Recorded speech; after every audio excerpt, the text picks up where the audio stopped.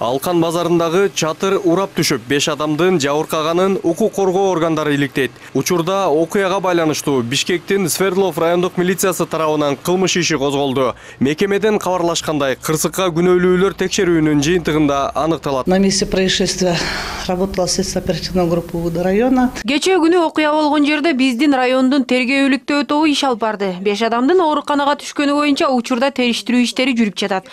Азыр ким күнөөлүү экенин айтууга эрте. Эрежеге ылайык биз аны аныктоого 10 күн берилет. Эгерде ал мөөнөттө жетишпесек, 1 айдын ичинде ким күнөөлүү экенин аныктайбыз. Базардын жетекчилигинин айтымында соода комплексинин чатырлары 8 жыл мурда алмаштырылган. Бирок ал дагы кырсыктын алдын алган эмес. Ошондуктан алар бардык жоопкерчиликтен качпай тургандыктарын айтышууда. Учурда жабыркагандарга бардык жардамдар көрсөтүлүп жатыптыр. Произошло это на нашей территории. Окуя биздин базардын аймагында болду. Ошондуктан эч кимди күнөөлөбөй жоопкерчиликти өзүбүз алабыз.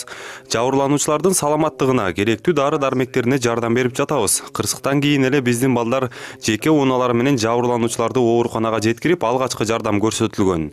Менин маалыматым боюнча 5 адам ооруканага кайрылган. Алардын айрымдарынын абалы оор.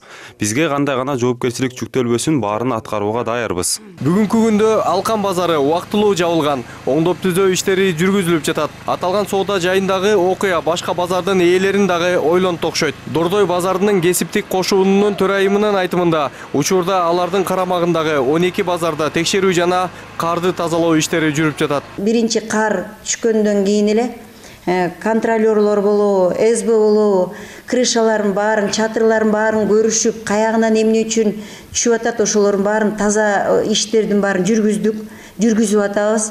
Бизден ошо момундай окуя болбош үчүн, себеби биз баягы Казакстандан мындай окуя болгондо бизде аябай коркунучтуу болду. Ошондон кийин биз ичин тазалоо иштерин баарын жүргүзүп аттык. Эске салсак, кечээ эртең менен болгон кырсыктан 5 адам жабыркап, ооруканага кайрылган. Алардын экөө Казакстандын жараны экени анык болду. Учурда 2 адамдын абалы оор экени айтылууда. Мирбек Айтикеев, Александр Симонов, НТС.